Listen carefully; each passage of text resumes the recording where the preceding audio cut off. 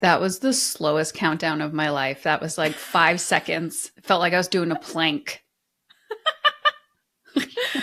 Oh, I love it. I was at the gym this morning. This is how we're going to start our interview. I was at the gym this morning and I was like doing heavy weights, Mm-hmm. like 15 reps. I'm like, this is like the longest 30 seconds of my life. And I'm like, what? Mm. It's kind of like time, right?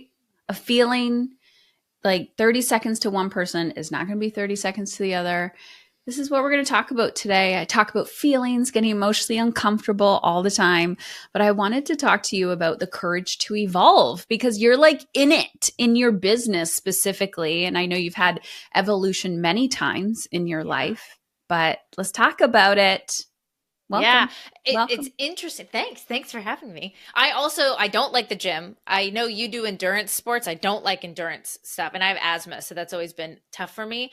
I Mhm. like boxing, like deep stretching, like just a skill. Like I want to, like I can do a headstand now for multiple minutes. Now I'm working on a handstand. But I don't like the gym. Like I don't like going in. I don't like working out. I like skill building Yeah.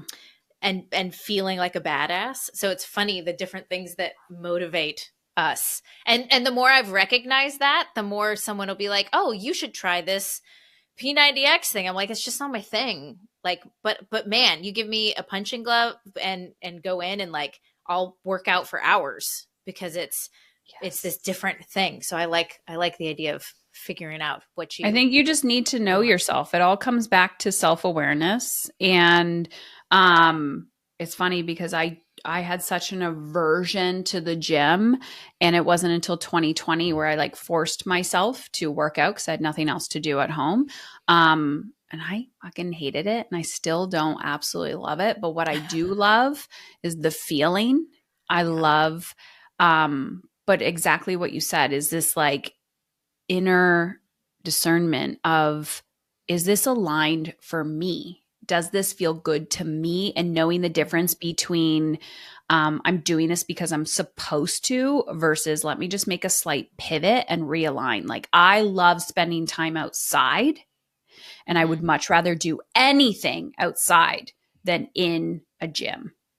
Oh, I get that. I get that. Well, and I love that you said the getting to know ourselves because when we talk about big transitions Yeah. and big changes, I often think those are the up levels of us getting to know ourselves Hmm. better or the breakdown. Like I remember when was getting a divorce and then my dad just was slowly dying and passed away like after a year. And just the huge catalyst that causes you to kind of hit rock bottom. Like I'd never known what anxiety or depression felt like. I was a pretty happy person, right? Hmm. And then all of a sudden I called my mom and it's like, I think I'm having a heart attack. My mom was like, you're having a panic attack. She's like, it's just take a deep breath. We're going to get there. And then I like remember taking something that she gave me. She's like, okay, have one of these. Like this will help get rid. And then I felt dead inside. I was like, oh my god, that's even worse. I'd rather feel the feeling than feel this like complete and utter dead inside. Hmm. and and that was when I spent a full year sabotaging my sales because I wouldn't be honest about to myself, right? I like spent a full year telling people, I get on the phone being my own sales rep. Like, please don't be your own sales rep if you're going through deep grief. Like, pay somebody else to do it. That was a hard Okay. lesson. Pro tip. Yes. Yeah, because I was like, oh, I'm doing fine. But I'd get on calls and I'd be like, I just don't know that this program is a good fit for you. When that is not the case at all. I would like send them off somewhere, do something else. But I didn't get rid of my team. I kept paying my team. I spent an entire year going from a very profitable business to driving myself into debt within like 8 months. And it took me almost 2 years to dig myself out of it. And it took me 5 years to be able to talk about it. I Like, I'm like loving this conversation already. Like just being vulnerable and open and honest because this is the shit you do not see on Instagram. well, here's what I will say is I talk a lot about wounds versus scars. Mhm. When I was going through it and I was denying it, and then I finally was like, oh my God, like if I don't do something, I'm a single mom, like I have to pay my bills. Like I got to do something or this is going to all end badly. I'm going to have to go get a job. It was a wound. It was a cry about it the moment I talk about it.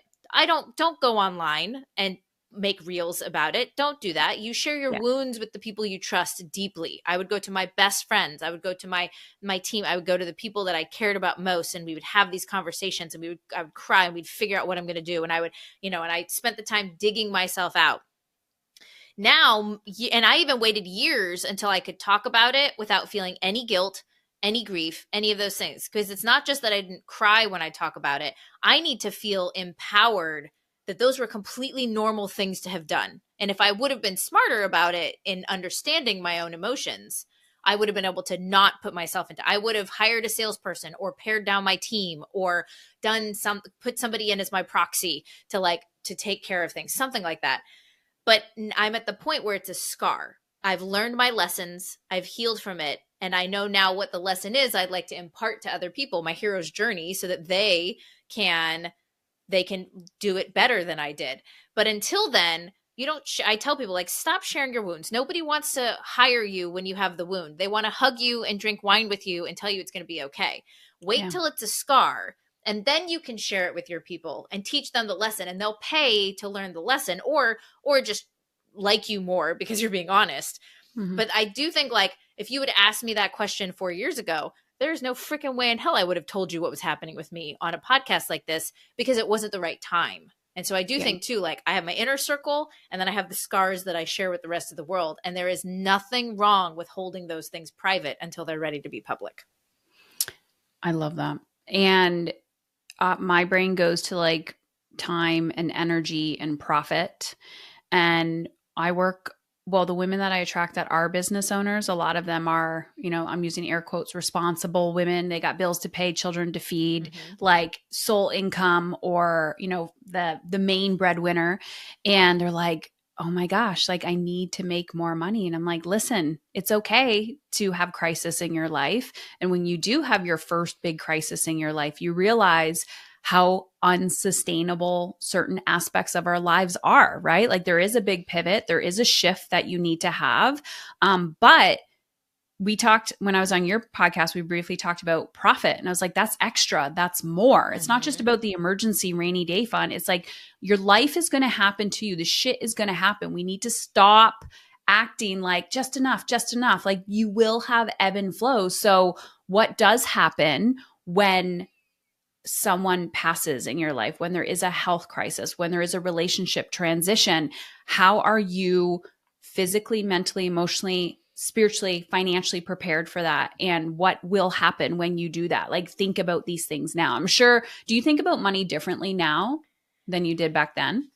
Oh, it's so interesting. So my dad owned an auto body shop and helped everybody, right? He was a super big helper, and ended up poor and making terrible life decisions and dying because he did not take care of himself.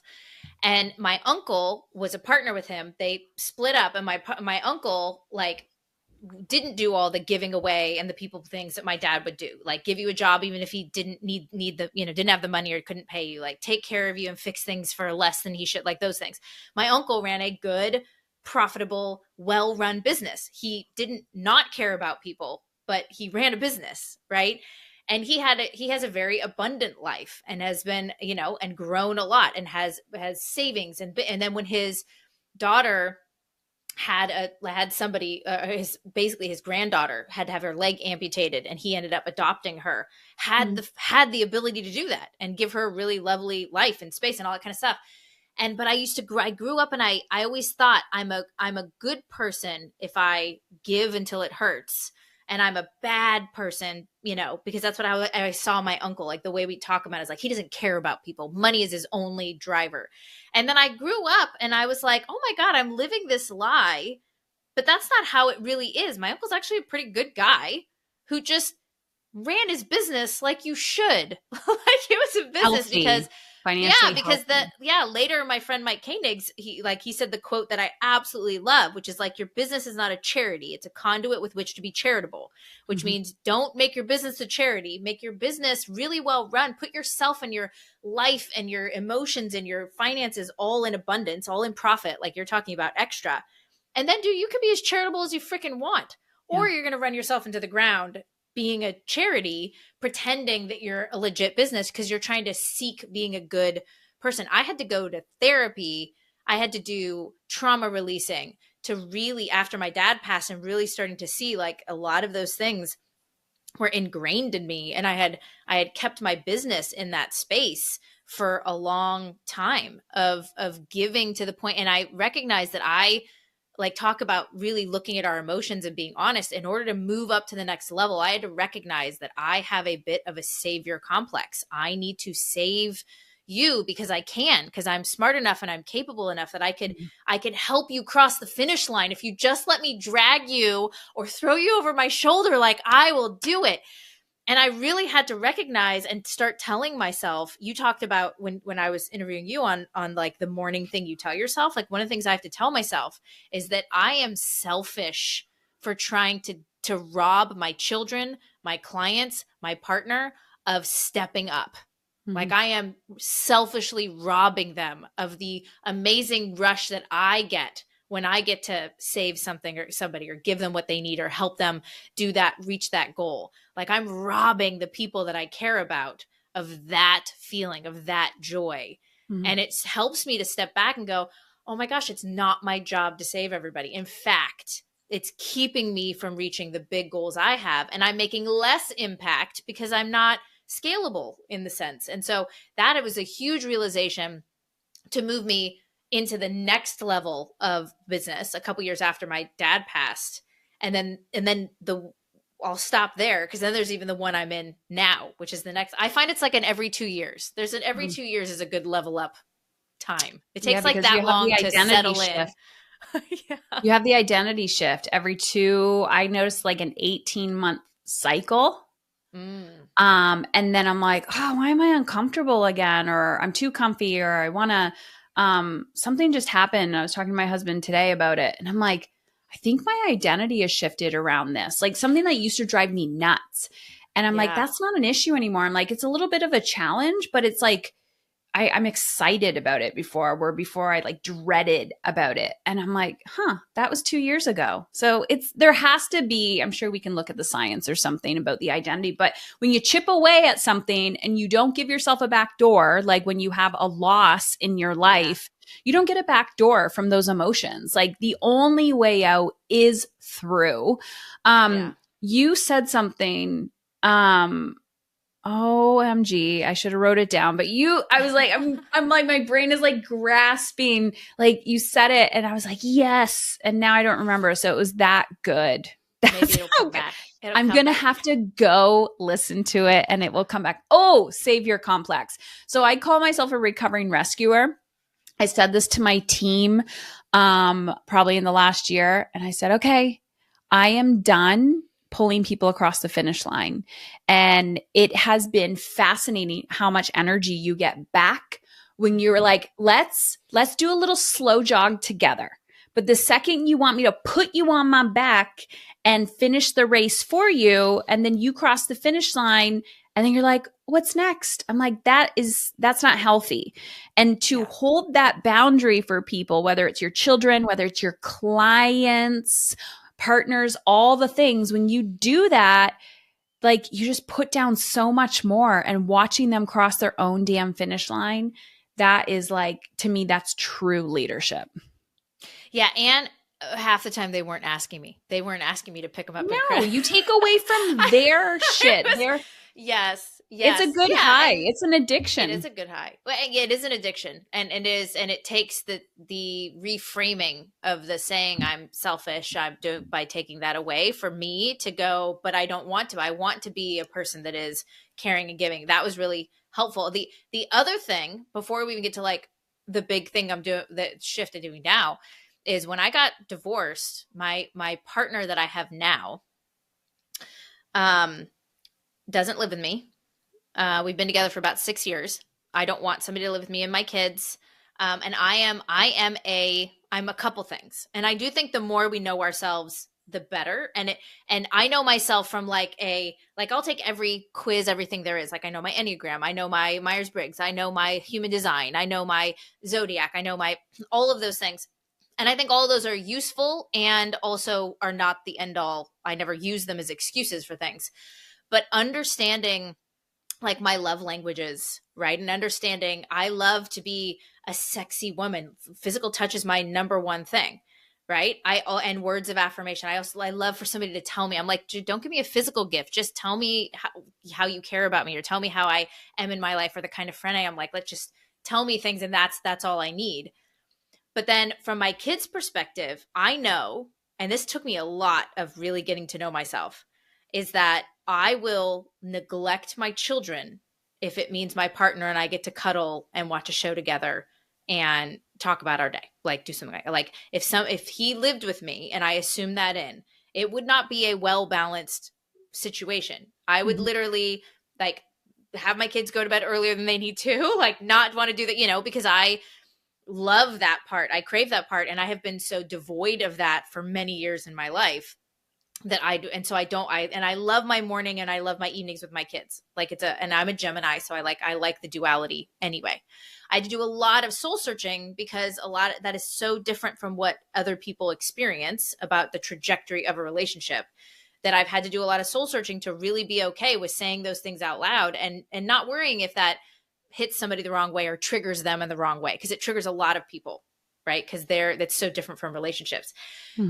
My partner and I was telling my brother this the other day, like such intense honesty and things. And that he is a introvert who sometimes needs the like cocooning space. And I am the people pleasing extrovert that like craves procrastination of just being in somebody's presence, right? It's my excuse to like, let's just hang out so that I don't have to do those things I'm supposed to be doing. And I just want to be like, I'm like, but my energy will make you feel better. I had to spend several years for him and I to come to this thing where it's like me being there because it makes me feel like I'm being useful to you, but you feel dead inside because you're an introvert who needs the cocooning. Like I would get triggered because I would go, I'd be like, I can see you pulling away. And he'd be like, I know, I just feel dead inside. And then I feel guilty that I can't give you the love that you need. And I'm like, well, I feel triggered because I think you don't want to hang out with me because I'm not cool enough. And so it took us years for him to be like, it will never be you. You make my life infinitely better. It is never you. Me feeling dead inside and like needing to cocoon or my energy is super depleted. It has nothing to do with you. And we've gotten to a point where if he goes, hey, like, could we hang out tomorrow or do something because I'm feeling like so drained at this particular moment.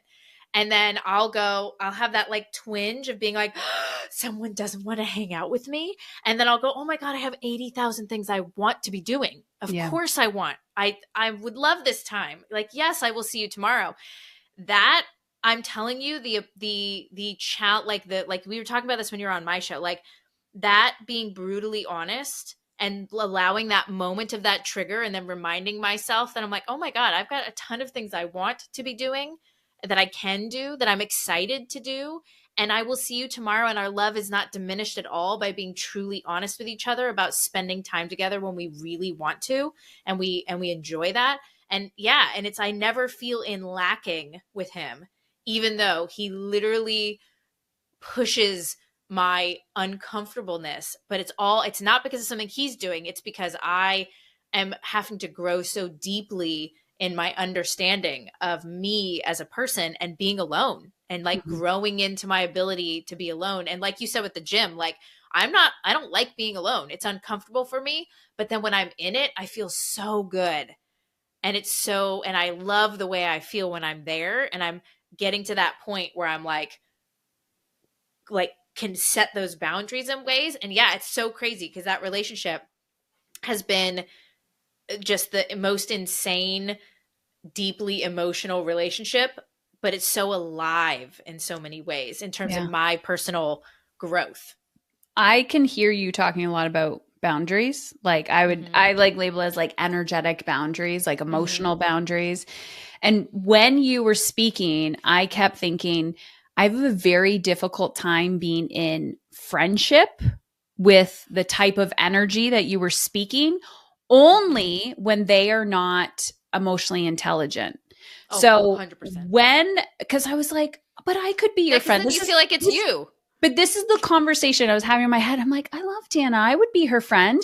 And then I'm like, yeah, because you both have emotional intelligence and communication, like very healthy communication skills.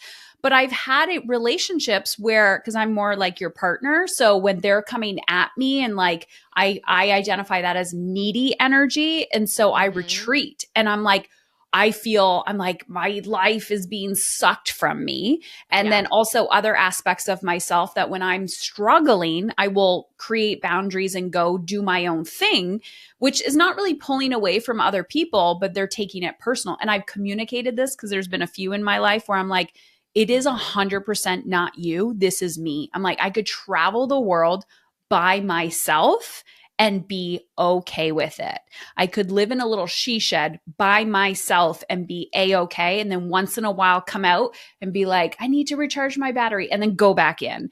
And I'm like, the more you know about yourself and have this beautiful skill of communication. And that's the beauty of relationships and the energy management of this. So, well, and I love what you said, because you had to make a choice then that your husband, having kids, those things are worth the uncomfortableness of coming out of your shell sometimes, of being with somebody, of sharing a life with somebody. Right. And yeah, we don't need to, I'm like, my husband, that's a whole other can of worms, but he's a very calm energy. I want to travel and do everything. And I can see where he's like super grounded. And I'm like, then I hold myself back a little bit because then I feel guilty. So there's this. Well, that's what I was going to say is I often feel like I will do whatever the other person wants to do, but then I resent it because I didn't give myself the space.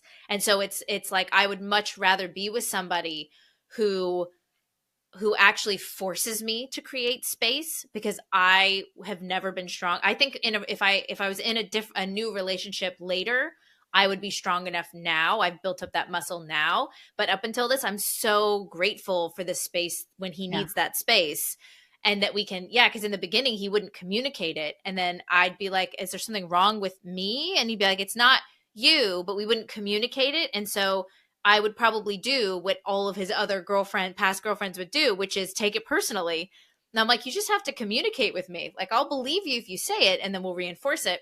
Yeah. So we've taken that, like you just said, those inch by inch, that tiny bit of chipping away at things that I now feel like, and I'm translating a lot of that into my business. I feel like I can create the space, create better boundaries, give my team more, and step away and recognize it's not going to be exactly like I would do it, but I need that space. I need those. Yeah. Like this relationship has been like, even if we don't end up spending the rest of our lives together, has been so valuable in how it has pushed me emotionally to reflect upon myself and like, what do I want and what do I want in my life? And it has translated into all of my other relationships and into my business, that I think has also given me the courage to do what I've recently done with the business, which is the latest big, big change, I guess.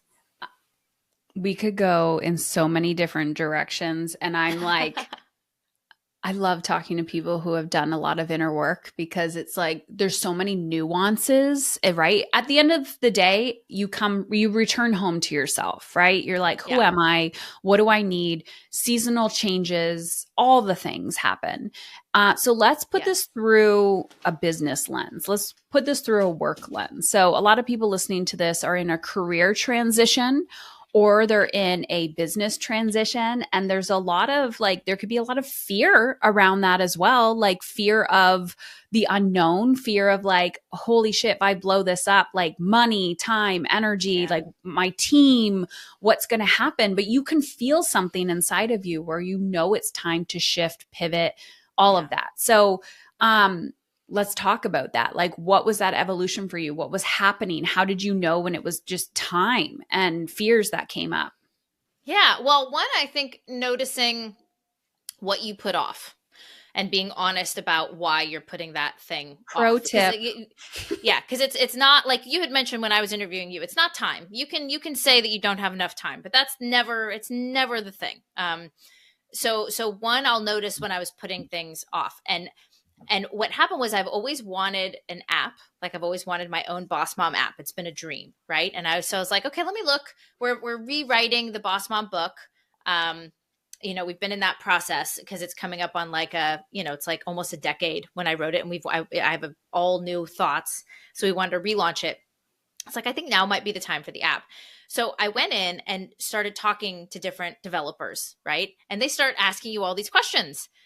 And they said, okay, do you want a community component? And I immediately was like, no, I don't want to talk to everybody, anybody. Everybody sucks. I don't want to do anything. I don't want any community. Community is terrible. And they're like, okay. And then I stepped back from that. And the next couple of days, I was like, why did I say that? Like, I love people. I love community. Yeah. Like, it's my favorite thing to talk about. I have a deep belief in people connecting and seeing each other. Like, oh my gosh, what the heck is wrong with me? And I did some deep searching. And what I realized was that it was my Facebook group had killed me inside. Like I felt dead inside. Facebook didn't allow me to, we had grown to like 75,000 people. There was all these other people. It was a highly engaged community because we know how to run community, but nobody appreciates that because it was this free Facebook. So everybody thought it was just the way a Facebook group is, even though we were very unique. Everybody else was getting business and doing these things, but I had no visibility. Nobody knew it. Like it just was, I spent $1,000 every month just to kick out all the bots and the spammers. And then we'd delete something and someone, of some spammer. And then they'd tell me horrible things about me. Like it was just the most unfun, like talk about energy depletion. Yeah. It's not that I didn't want community. It's that group was sucking the life from me. And so I sat back and I said, okay, what if I could have any community I wanted? What if I could have it look and feel any way that I wanted? And all of a sudden I was like, okay, I could create this different space. What would this look like? And I started going down that flow of like creatively reinventing that, like what would light me up. So then I went and saw Dune 2 by myself. Because speaking of, my partner and I love to go to the movies, but I love to go to the movies by myself. Like I have a subscription to our movie theater. Like I love it. And I watched Dune 2 by myself. And in the middle of that movie, I won't give any spoiler alerts, but basically there's a time where he has to like give up all of this past in order to truly be like this messiah of the future, right? This prophet. But he had to go through this almost dying process, like taking this potion to die and to come back to life as this new version of himself. And just something hit me, and I got in the car and I Voxered my team, and I was like, we are shutting the Facebook group down, and we're doing it in 2 weeks. Like, that's it. We're doing it. We're shutting it down. We're going to launch this new thing. And it's like, and it's not going to be free. It's going to be paid, because in my world of the community, people have to have the little bit of buy-in. It's going to be super low cost. It's like $67 for the year. It's like super low cost, but I'm going to build it this different way, and we're going to just freaking cut it. And we're going to cut this off. And I have felt so liberated, so excited. And then when we made the announcement, you know how this happens. People came out and they were like, you can't shut this down. It's for the greater good. You should give it to me. The amount of people that reached out to me was like, you should give me this and I'll run it and just keep running it. Like, why would you shut it down? And I'm like, I'm not. You can come over here to Boss Mom Plus. And they're like, I know, but I have to pay. And I'm like, you don't know what we've built until it's going to be gone, because you're going to go to these other spaces. You've already been to those other communities and they don't do things the way we do it. Right? Because community is not just thrown together. Community is cultivated. Community is facilitated. And we know how to do it. And I'm going to start getting paid for it. One, because I should. And I should feel proud of that and excited about that. And number two, I'm going to create this space that is going to make, all of a sudden I got to be inspired and excited and find these creative ways to make marketing and sales easier for women, to create a space that I believe the future is going to be like, to be trust, what is real. We can create that space for women. We can become the social platform that you could come on, build SEO, build authority, and not even have to be on social media. What would that world look like? And all of a sudden, I mean, you know how this is. I knew I was on the right track when, number one, it was easy to talk about it ad nauseum, like with ever not being able to shut up about it, like I am now. And it felt like the creativeness, like, couldn't stop flowing from me. The ideas, the thought, the inspiration, just was there. And I was like, okay. And then we could talk about how 30 days in, I hit that wall of fear, and then had to like create space for me to be like, oh shit, what did I just do? Like I'm in it. Like I burnt the bridges. Like I am now in it, and I've got, and the that's only scary. way out is through. The only no back doors.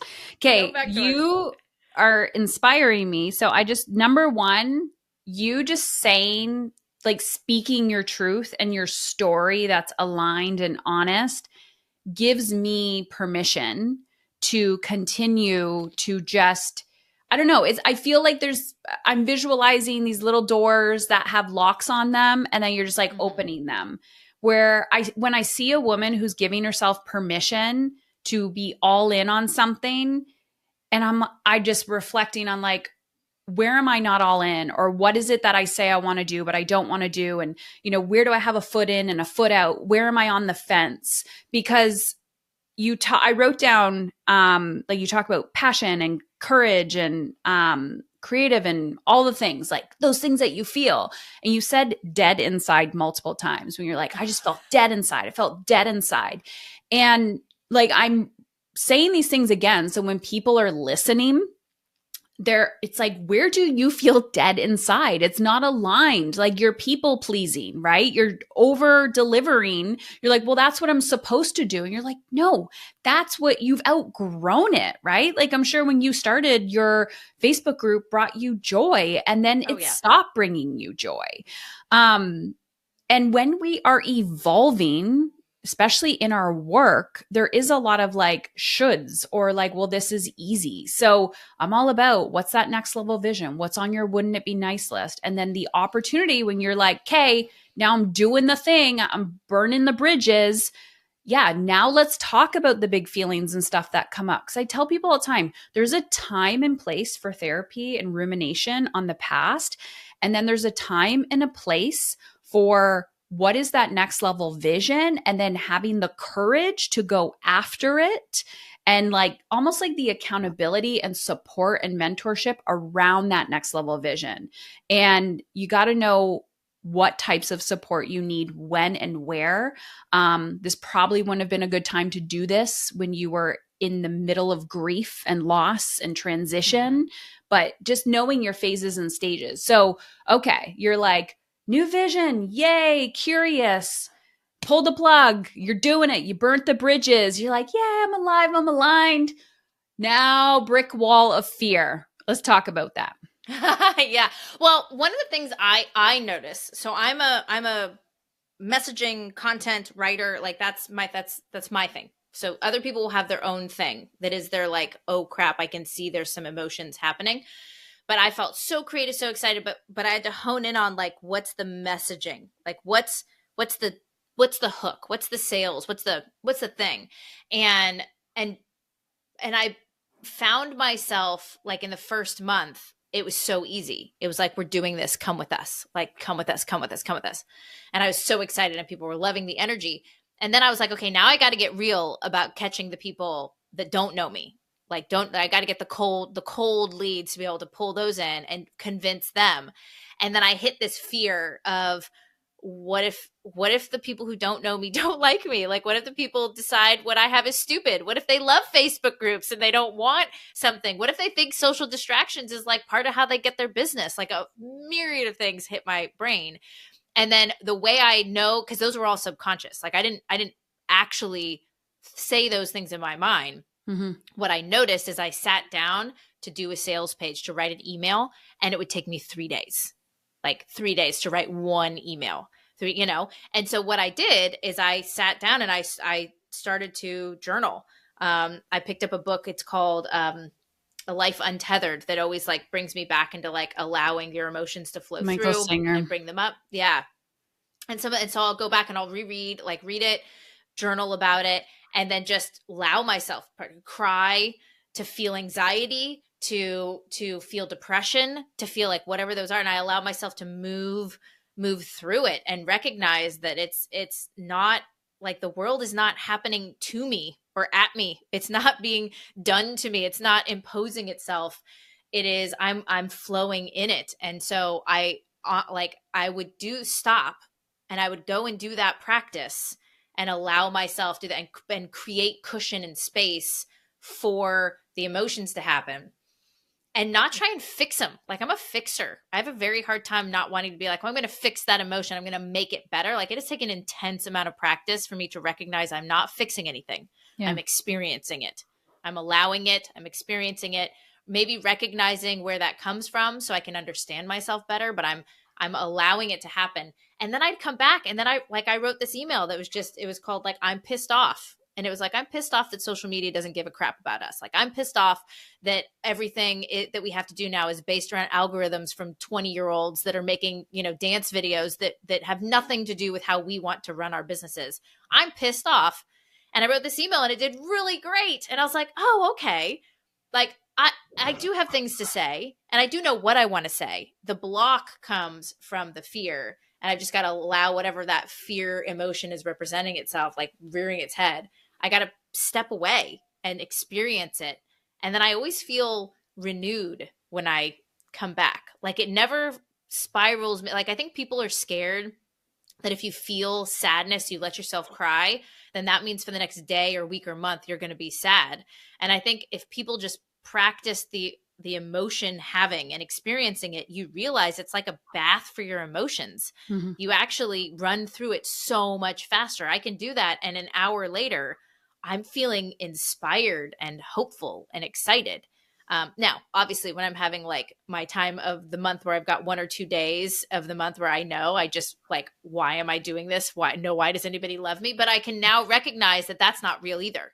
I can recognize I'm having day 26, it. It's a couple of days of the hormones happening, and I give myself space, but I realize I can consciously go, this isn't real. Like, this isn't this. My life really isn't in the dumps. Like, I'm really actually like, I'm not lovable. I'm not, and I've had one of those days. My daughter, it was a while ago, and she was cuddling with me, and she's like, Mom, you're so hard not to love. And I burst into tears.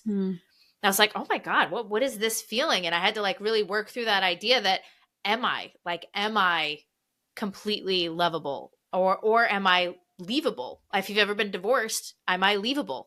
Yeah. Am I great, but not good enough? Am I, like all those things we've experienced, and just allowing them to happen, because it's inevitable. You're going to have them. Stop letting them be the blockage that keeps you from progress, is what I say. You just talked about managing emotion, but also energy management, right? Emotional energy management of, hey, fear, come on in. Like, you are here. The only way out is through. And really aligning with how you wanted to feel, or a closer feeling, not like trying to push and power through, like, I got to get these emails done. Yeah, maybe you had to get them done or something, but it's like realigning the energy first so that people can feel that energetics of, and going back to an earlier conversation, when someone's like not in it, they're like, I'm not feeling it. I'm in the shit, and it's chronic shit.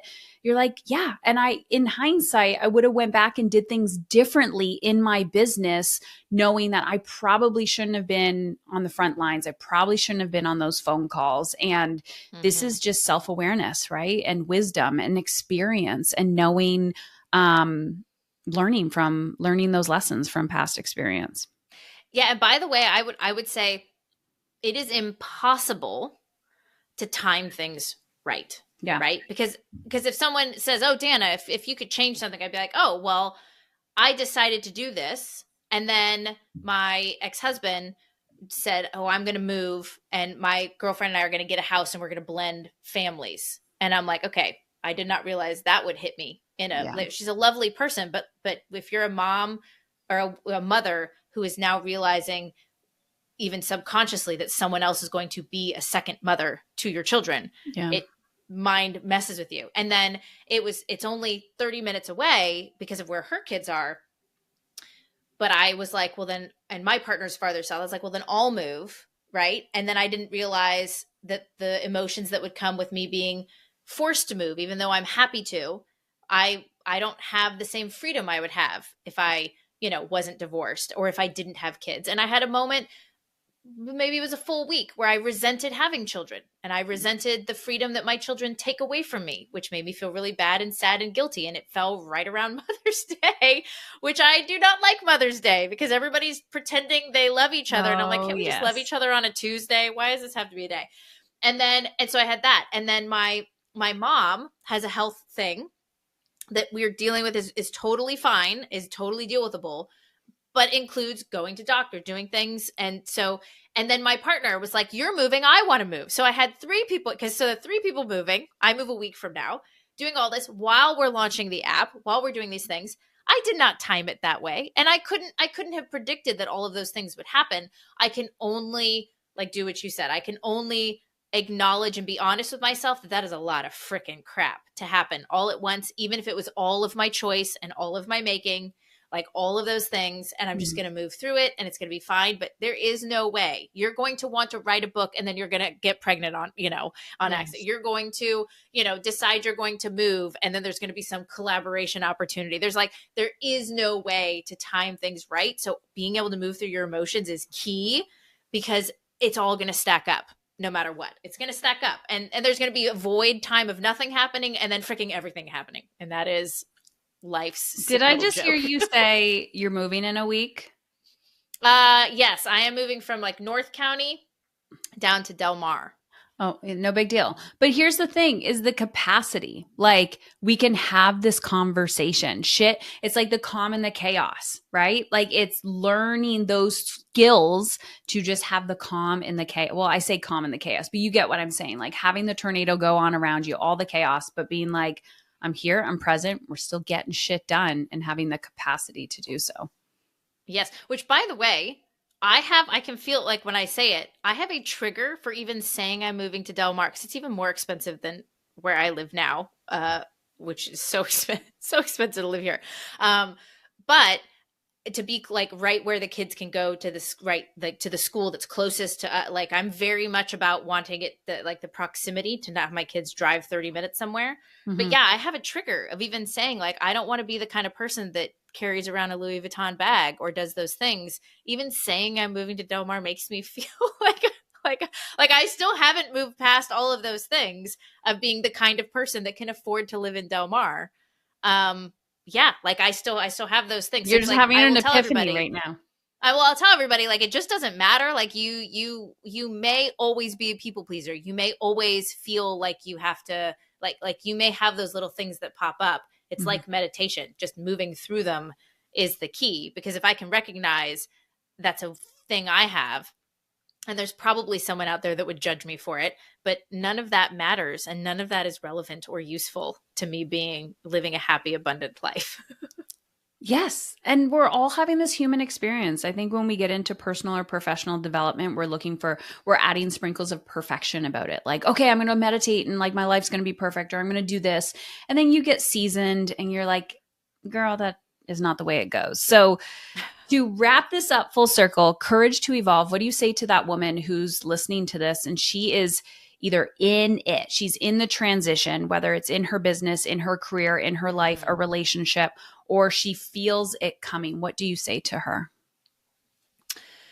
I would say if you have envisioned the future you want, right? You've envisioned it, you see it. And I think the people that are in the right transitions, they can see it. They know where they want to go. They have no idea how they're going to get there. They've burned their bridges and now they're in literally treading water, hoping they survive. Mm-hmm. That is completely normal. It is completely out. And knowing where you want to go, just have it be the beacon of light for you. You have to wake up every morning and say, I know where I want to go. Knowing which direction I want to go is 90% of the thing that most people in the world have no idea what they really want. If you really know what you want, you are ahead of the freaking curve of everybody else. Yeah. And the last 8% that doesn't get there are the ones that lose sight of what they really want. And they don't just keep pushing, just keep pushing, just keep swimming. As Dory would say, just keep swimming. Because if you know where you're going, man, that is a freaking treasure.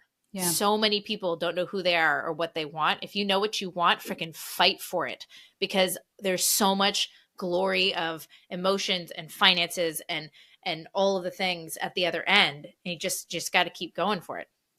And I will say, even if you don't know what you want, don't let that scare you. Lean into the direction of this or something better, right? You're like, career-wise, I don't know what I want. And it's like, well, if you know what you don't want. I remember this reminded me, and we'll wrap it up, but this reminded me of when I was coming out of recovery from cancer. And at first I felt like I was running away from disease, right? Like just get to remission. And then because I didn't know, I knew I just didn't want to die. I wanted to live. So I'm like running away from it. So running away from what you don't want. But then you get to this point where I'm like, okay, now I'm optimizing. Like, how good can it get? How good can I feel?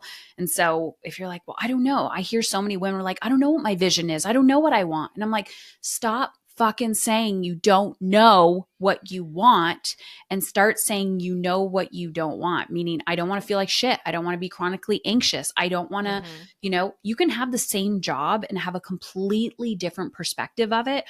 Set some boundaries up, go to your boss and be like, hey, this doesn't work for me. Can I have Fridays off? And if I 2x my productivity or output, prove it, sell it to them. Like, become the type of person. So I love this. I'm so inspired. And I will say too, if you don't know where you're going, I just think the approach is different. I think if you don't know where you're going, you have to look at things as a walkabout, as a discovery, right? If I know exactly where I'm going, then the tasks become reaching that goal. If I don't know where I'm going, then to me, the tasks become the self-discovery, the expansion of self, the asking myself the deep questions, the putting myself in places that feel uncomfortable, the testing out. If I don't want this, then I'm going to test these 3 things to see if those might be what I want. The having people argue with me about it and see if I'm willing to fight for it. So I think that's what social media is a lot of, is like, we look at social media as I'm going to post things and then hope, people will love me and then they'll buy from me. But most of social media is market research. It's just testing what is the 20% of what I say that resonates with somebody that actually gets me what I want. I think if you don't know what you want, that's just the approach is different. It's like, what don't I like? And then here's a couple things I'm going to try, and I'm going to give each one 30 days and test it. Does it light me up? Am I excited by it? What does that look like? Yeah. And I'm just taking away from what you just said is like, I'm taking action. I'm moving forward in the direction of what my soul is craving. All right, Dana, where can people find you? They want more of you. They want community, all the things. You talked about your app. Where are you at? Yeah. Okay. So first off, you could literally go to your Apple or Android and look up BossMom. And I have an app. It's so exciting. And then if you go to boss-mom.com, literally if you Google BossMom, we're at the top of the thing, where we've been around for a long time. So you go to boss-mom.com, that will get you to where you can find the app and all the things it has. It can get you to the Boss Mom podcast. It can get you to our YouTube channel. It can get you just all the things. So yeah, but how exciting is that? I have an app. No big deal. I have an app. I love it. I love it. And you have a podcast too. Yeah, it's the Boss Mom podcast. We just boss mommed everything. Boss Mom. Google, search, everything. Thank you.